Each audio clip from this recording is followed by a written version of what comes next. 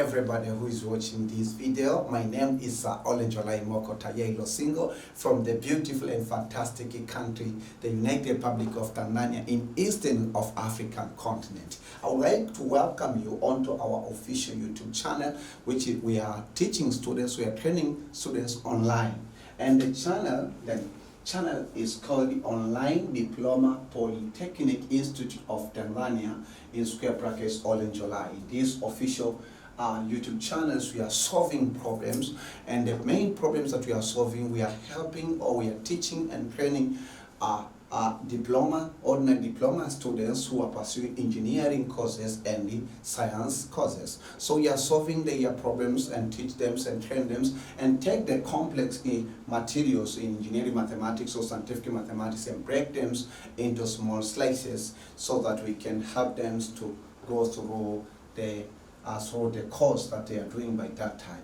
So this is the second lecture. So today the module that I will be teaching you is called the this module is called the not trigonometric and vector. So let me do the minor correction here. So the modules in most institutions is called the probability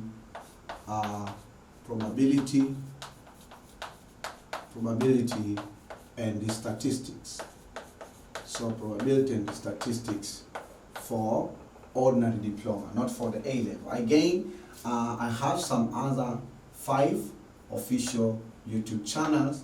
When I train, I used to train also a particular group of students in different levels.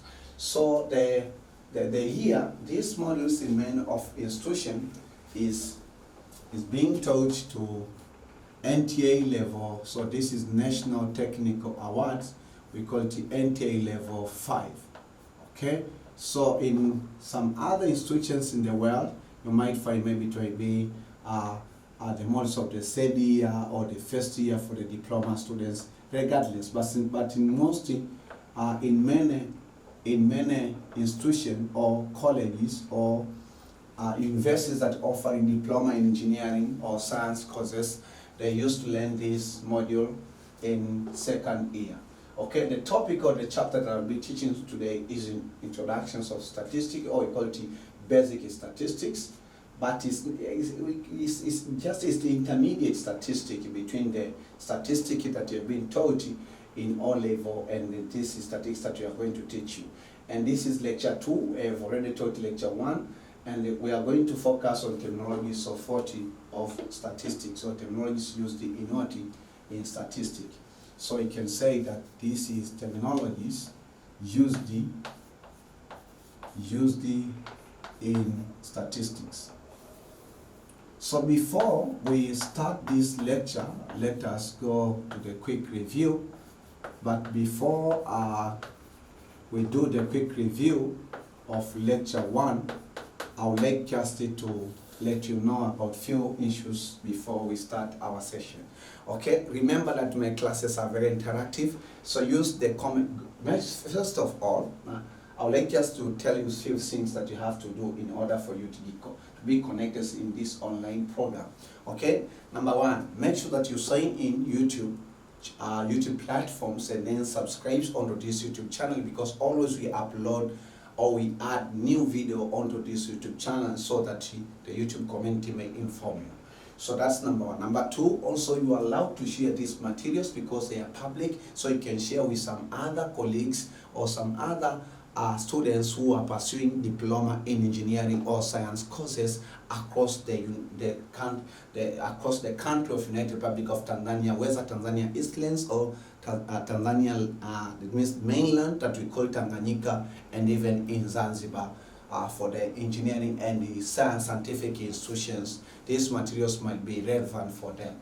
Number 3, I insist you also to read the descriptions of this video, so that the descriptions is always used to be below of this video. Then you find the descriptions and you click the show more to get more information concerning about the topic that we are learning right now.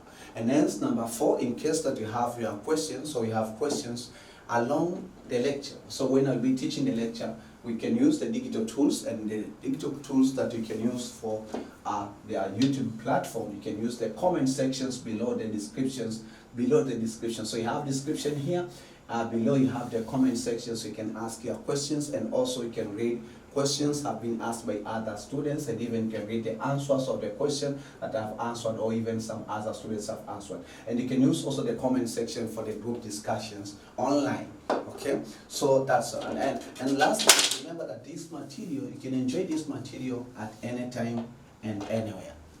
So let us go to business right now. In lecture 1, what I have made, actually, that I told you, just have introduced you, I did the introductions of the channel, okay, introductions of this YouTube channel, and then I did also a little what problems does these channels solve, or what problems are we solving when we have been teaching students in this YouTube channel. And then again, I've introduced to you the reference books,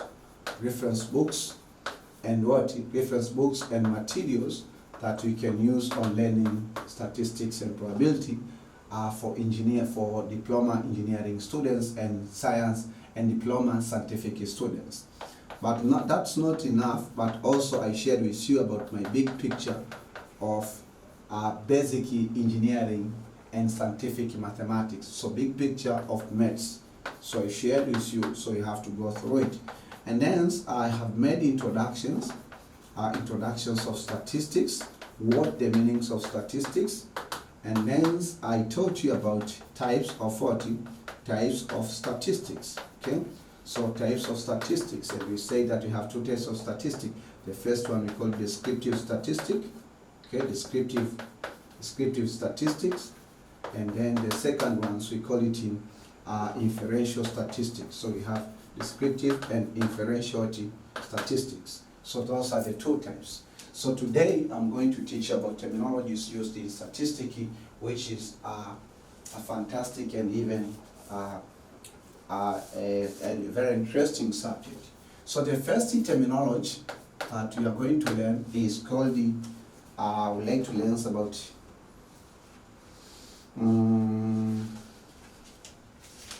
I left also the homework to you that example, the room temperature. Okay, I left the homework that mentioned 10 examples of discrete data and 10 examples of continuous data. Hopefully, I believe that you've done. Okay, so the first types the first terminology we have something called ungrouped discrete. So remember that we say that we have 2 types of data, statistical data. We have descriptive, so we say that descriptive statistic and inferential statistic. So also we have descriptive data versus continuous data. So in these modules we'll be learning statistics,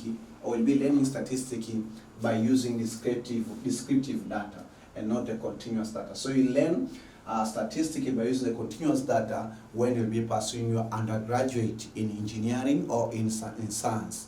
So make sure that you keep loving engineering mathematics, you keep loving scientific mathematics, and then you learn how to use continuous data. And the modules also in some of the institutions is called statistics for the non-majors, or statistics for the engineers, or in some of the institutions or some of the colleges or universities, we call it probability and statistics.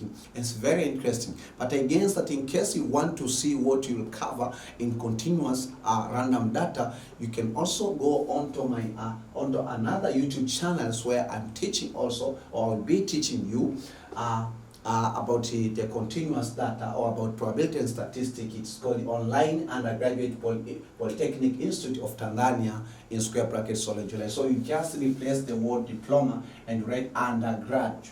Don't write undergraduate. The meanings of the word is undergraduate, but because of the length of the name, so we just read as undergrad.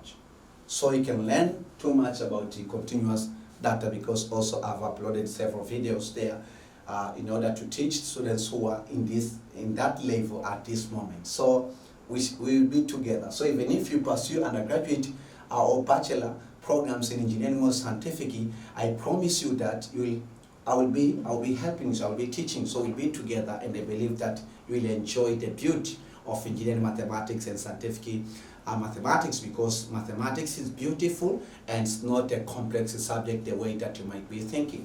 Okay, so the first terminology now will be focusing on the types of discrete data. Okay, types of discrete data. So types of discrete data, because I told you that in this module we'll be learning statistics by using discrete data. We say that is fixed, this we call it fixed data. However, you can group them into a particular arrangements or particular interval. So in statistics, there are two types of discrete data. So we say that in statistics, there are two types. There are two types of discrete.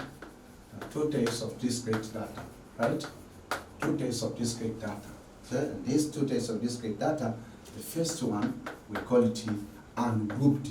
So you heard these terms, but maybe you didn't learn them specifically. Ungrouped discrete data, or we call it in short ungrouped data, right? But you know that ungrouped data is discrete data. So the fundamental question is, what is ungrouped discrete data? That's the question that we have on the stage. So simply you say that either ungrouped data is the data. So this is the data. So it's the data. So ungrouped data is the data. Is the data that a researcher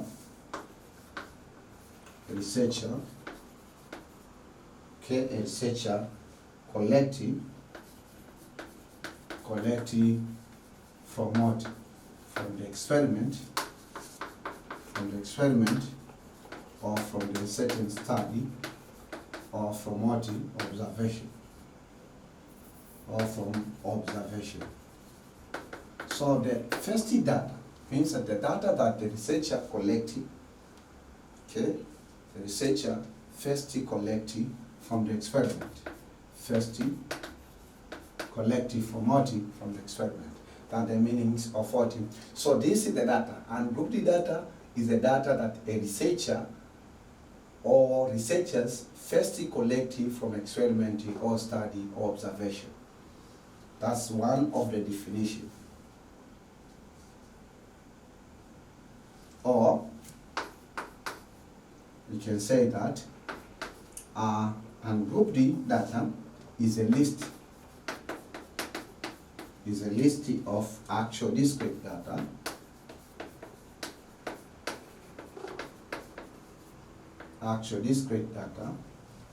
So it's a list of actual discrete data that has been collected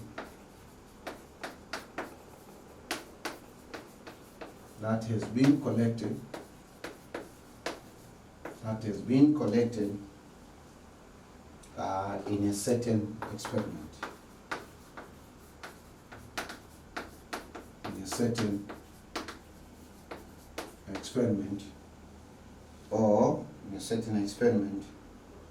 Or research.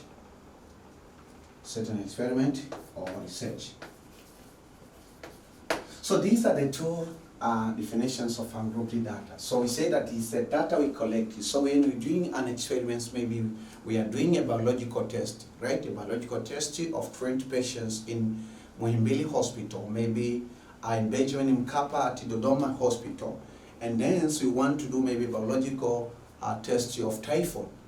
We want to examine 20 patients and to see that, or 20 people, or 20 students maybe of a particular, maybe of mining college at the University of Dodoma, or maybe 20 students of MUAS, Muhimbili University of Health and Allied Science. So then, what we find that actual that we say that the data will be collecting whether that these people are sick or are suffering from malaria or not, or they have we call this plasmodium, right? Maybe they have 3 plasmodiums or nil plasmodium. That data we call it in statistics group D data. So example, we say that for example, we say the height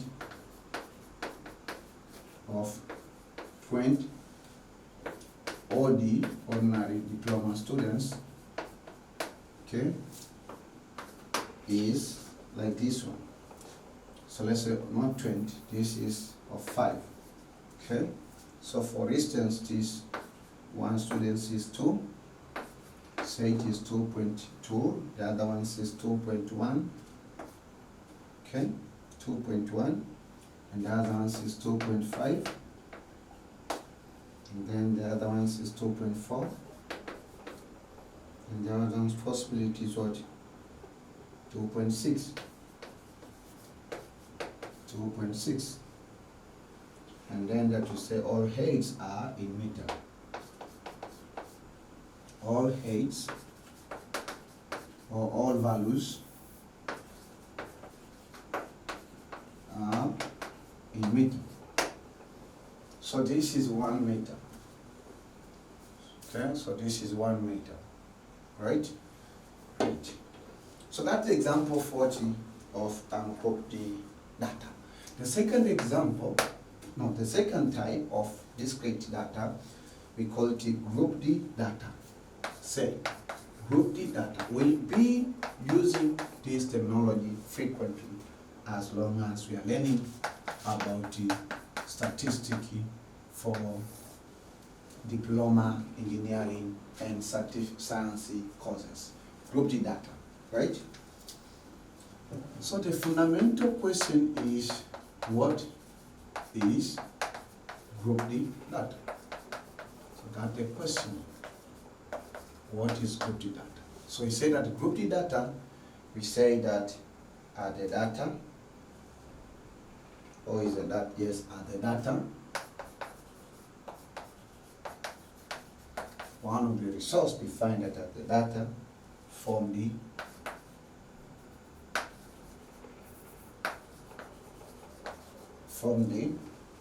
by aggregating. This is not aggregating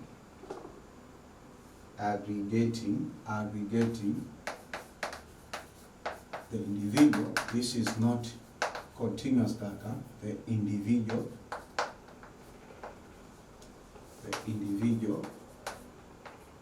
okay, the individuals or the individual observations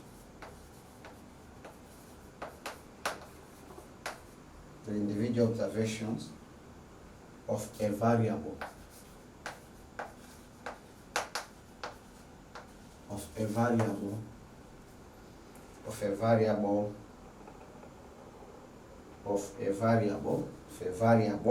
into groups,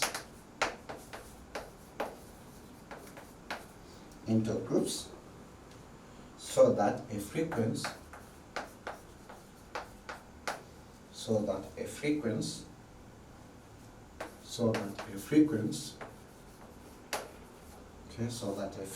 distribution of this group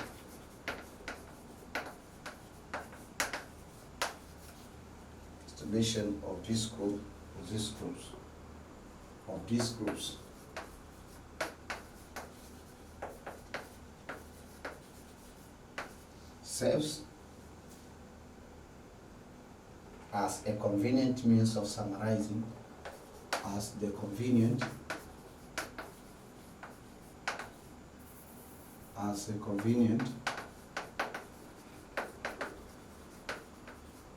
means of summarizing.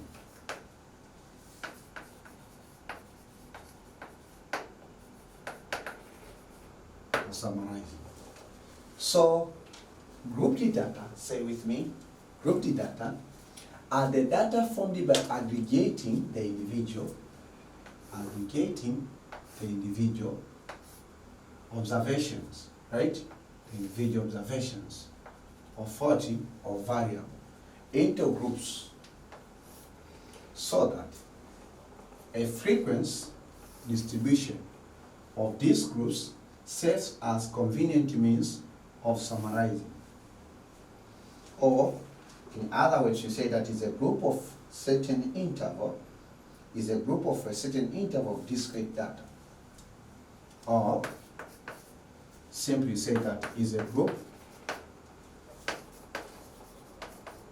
the group of certain interval, the group of certain interval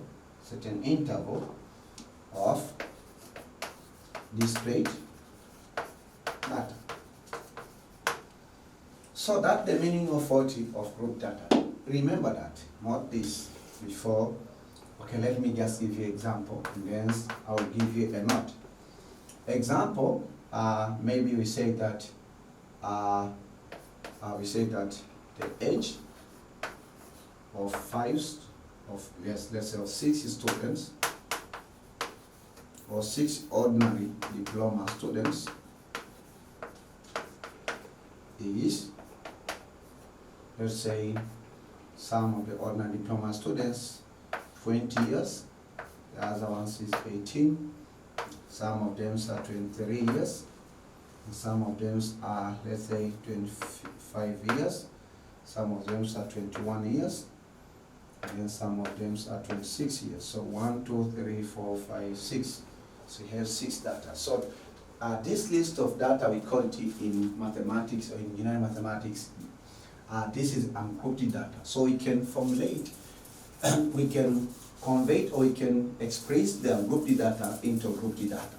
So how do we do that? So let us follow along. So for example, the grouped data for that case, grouped data of what? Of all these students will be like this one. That this is the age. And here we have something we call the frequency. Okay? Frequency. So the age, for example, the range is 26 to 20. So I can formulate maybe 3 groups, or I can formulate 3 groups. So the age, the interval is from 20 to 21. And then I have another interval which is 20 to 22, 23 to 25, and possibly that 26 to 28. So this is what the frequency, how many data lying between 20 and 18? We have 18. We have 18. So we can change this interval. So we can say that it's 18 to 20, and then we have 21 to 23, then we have 24, 26. Right? So the frequency for this case, you can formulate, this is grouped data now, so you can formulate a simple table like this. Okay? So this is the age in years, and then the frequency, how many students whose age range from 18 to 21 to, yes, 18, so we have 2, so the frequency is 2. How many students whose age range between 21 and 23? So you have 23 and 21. So you have 2 students. How many students whose age range between 24 and 26? 1, 2. So we have 2 students. So this we call it grouped data, and this we call it, this is ungrouped data of discrete or ungrouped discrete data, and this we call it grouped discrete data. So remember that, this is the note because I gave a promise not before, that grouped data is not equal to continuous data. Make sure that you go through the first lecture before you learn the second lecture. So, in case you have any question about grouped data and grouped data, please ask in the comment section. Then I will try my level best to help you. So those are the 2 terminologies. The same terminology we have again a terms we call it class interval. Say class interval. So class interval. So this class interval is a common term. Common term for grouped data. We find this term when we'll be summarizing data by using a grouped data. So the fundamental question is, what is class interval? You have been writing class interval possibly since you are since you are O-level education or ordinary secondary education. But what is class interval? That's the fundamental question that we have on this stage. So many resources define the class interval, okay? But this is one of the definitions of the class interval. So we say that is a specific point in the center of the categories in frequency distribution table or graph. No, this is it. We say that class interval. So we say class interval. We say that class interval. Class interval. So class interval refers to the numerical weights, to the numerical weights of any class,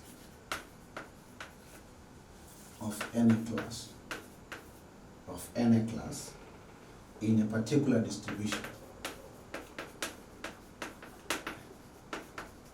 In particular distribution.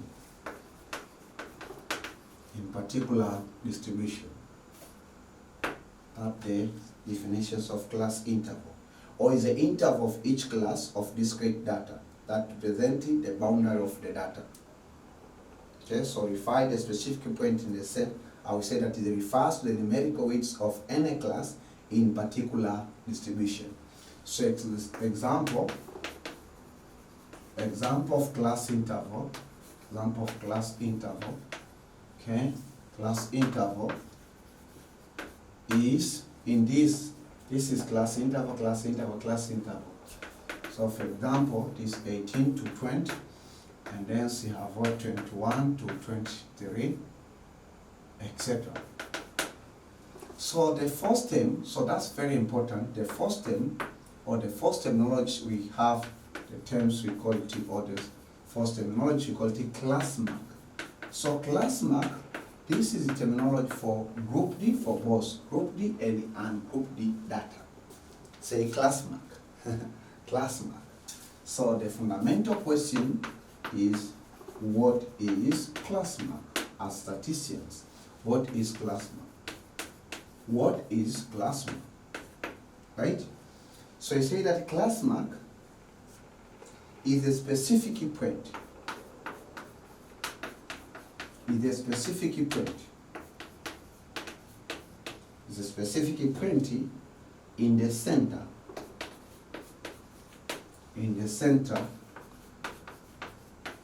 Of category. In the center of categories in frequency distribution table. Frequency distribution table or in frequency distribution graph. So that's the meanings of class mark. So you say it is a specific point in the center of category, okay? In the center of category that in the center of categories in frequency distribution table or graph. So we have two types of the class mark. For example,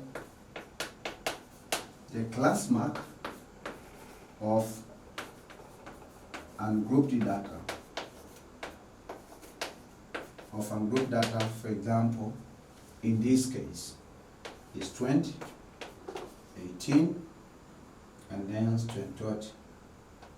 23, 21, 26, etc. So this we call it a class mark. So this is what a class mark. 1, 2, 3, 4, we call them class mark. Okay? So if that the class mark, that is in case of 40 of ungrouped data. What if we are dealing with grouped data? How do we find? How do we find a class mark of ungrouped data? That's the question. Oh. So in case that you want to offer the Thanksgiving, okay, the Thanksgiving for this program, to make these programs to be alive and cross the boundaries and be thanks.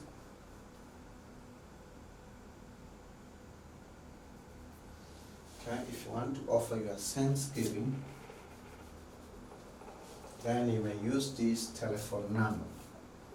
Or in case you want to do the mobile transactions, read the descriptions of this video to get more information. So, in case you want to offer the Thanksgiving, use that telephone number, and then your Thanksgiving will be received and used effectively for the purpose of 40 for the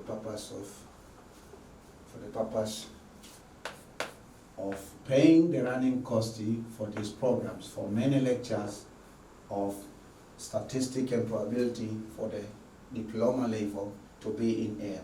Example again, the second example, class mark of grouped data. Class mark of grouped data can be computed by using different formulas, right? Using different formulas. Okay, grouped data can be computed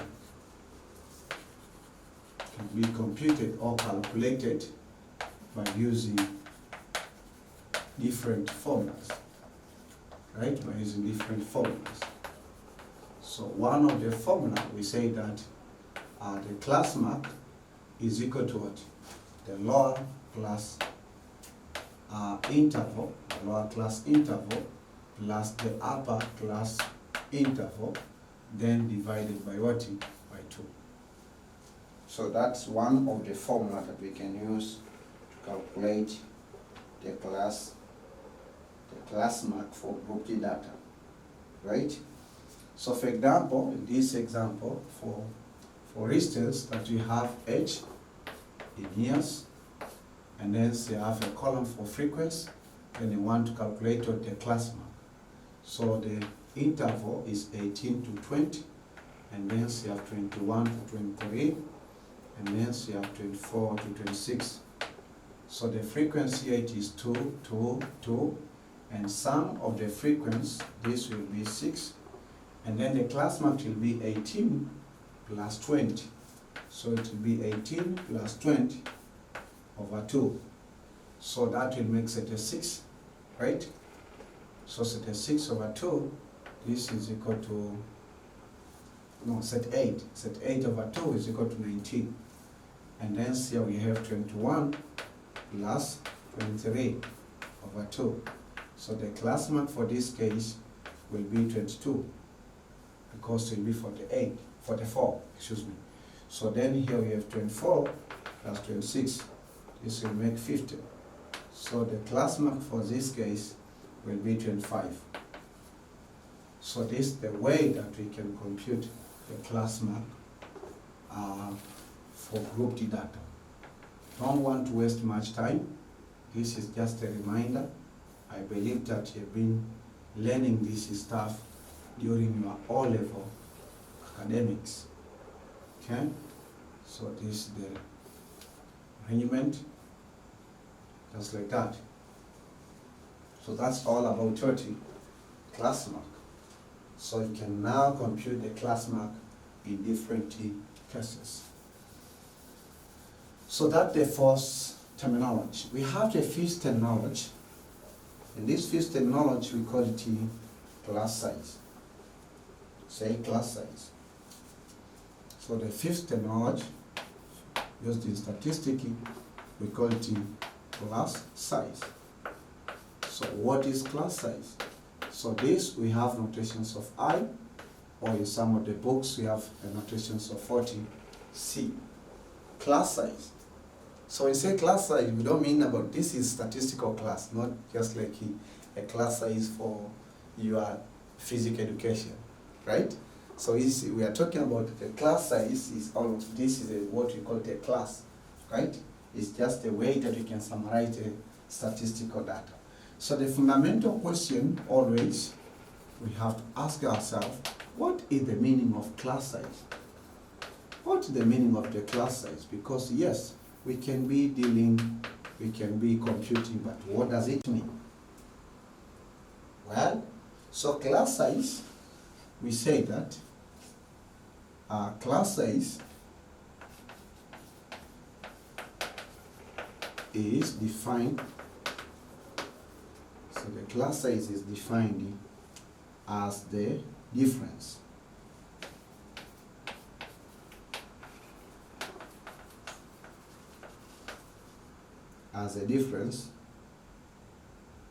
between actual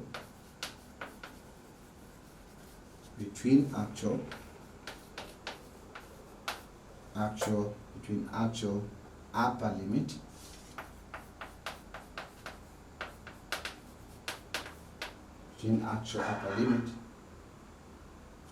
and the actual lower limit.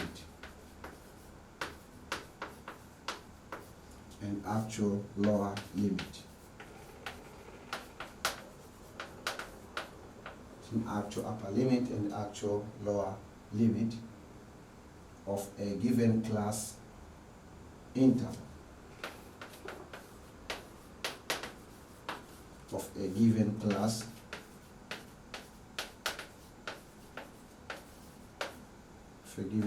Interval, right? Of a given class interval. Are the meanings of the class size.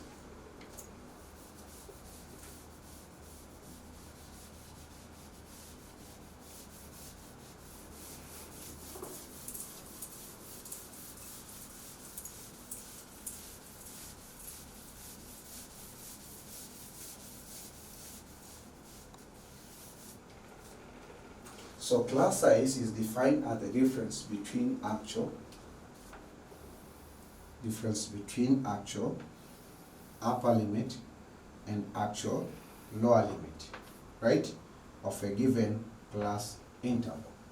That's the meaning of the class size, right? So that is good. So class size, we say that this is defined as a difference between the actual upper limit and actual lower limit of a given class interval. So we need against a class interval. This is what we call the class interval. So remember that. Okay? So if that's the case, we say that sometimes we say that a class size is a difference between the lower class boundary, okay, the lower class boundary, between the upper class boundary and the lower class boundary. So similarly to this, or the class size, sometimes you can compute it by taking the upper class interval minus the lower class interval, then plus 1, right? So that's how we compute. So with this formula, with this one, you can say that class size, we say is equal to upper class limit minus lower class limit. How do you compute the upper class limits and the lower class limit? So you say that the upper class limit, or in other books is called the upper class boundary, class limit or the upper class boundary, right? Boundary. This one, we compute it by taking what? So we take the lower class interval, the upper class interval, and then we add 0.5. So is that also is equal to this. The lower class limit, or the lower class boundary,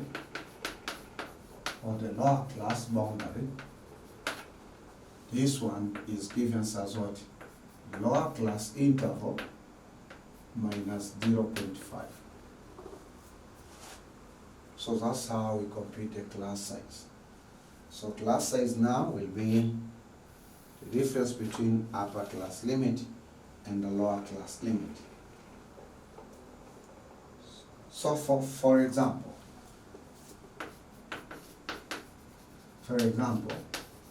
in that previous example, for example, the class size for that previous example will be what?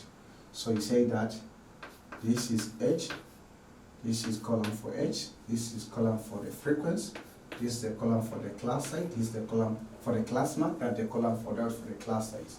So the H, the first interval is 18 to 20, the frequency is 2, and the class mark is 19. So listen carefully. And then here we have what? So then here we have 21, 23, then we have 24, 26. So this is 2, 2, and this is 22, and this is 25. So the class size will be 20, plus 0.5, which is 20.5, and here we have 18 minus 0.5, which will be 17.5. So the class size will be 20.5 minus 17.5, which will make 3. And then here the upper class limit will be 23.5. So we get 23.5 minus 20.5, this will make the class size of 3. So I guess we take the upper class limit here, it is 26.5 minus 23.5, which is equal to 3. So then we find that this is the new table distributions. This we call the frequency distribution table, okay, where we have rows and column. So this is stuff I believe that you are familiar, but it's better to remind you before we go to the furthest concepts. So you see that now this is class interval, this is frequency, we didn't define yet. This is class mark, this is what? In class size. So you have all the information there in case of what you can also have the class size for the group data, but it's not common. Again, we have the formula. How can you determine the class size for a known number of classes? So you say that the general formula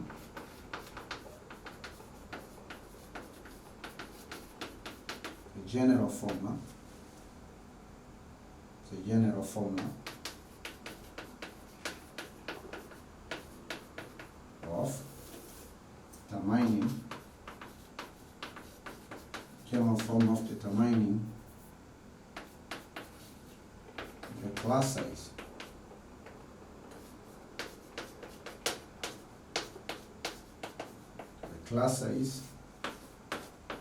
of what? The class size of known.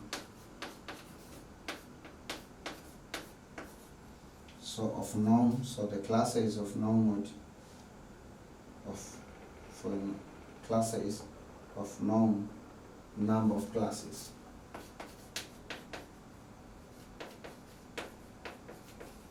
And I have an example for this case.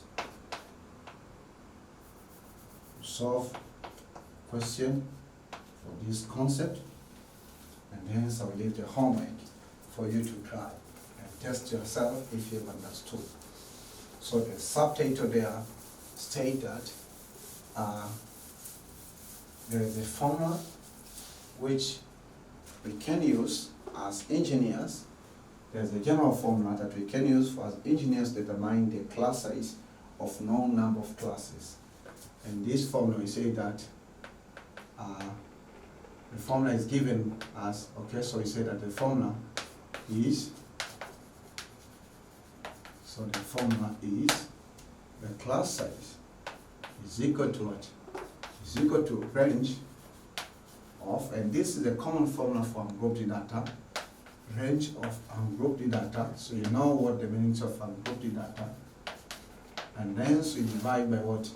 By the number of what? Number of classes, because you say the number of classes is known.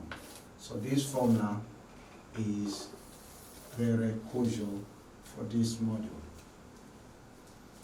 How also we compute the range? So range of group data, we take the maximum, it's the difference between the maximum data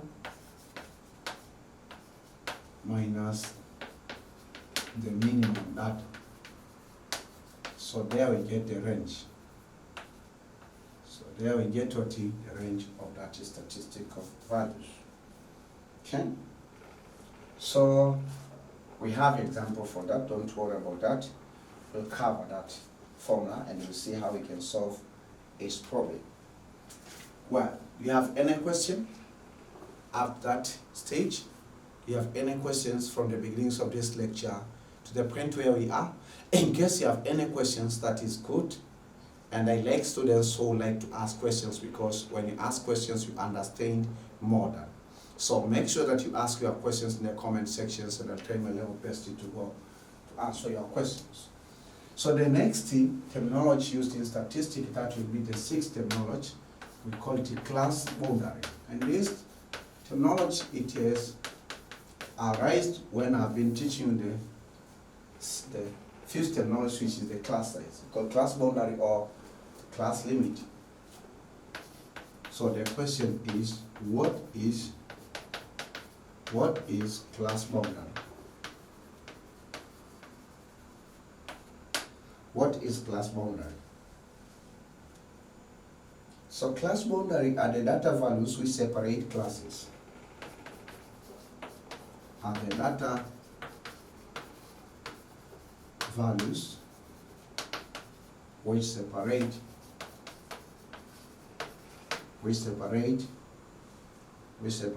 classes. We separate classes are the means of sorting of class boundary. Okay, so we either, so we say separate classes, it means that we separate one class to another class. So general formula, the upper class boundary is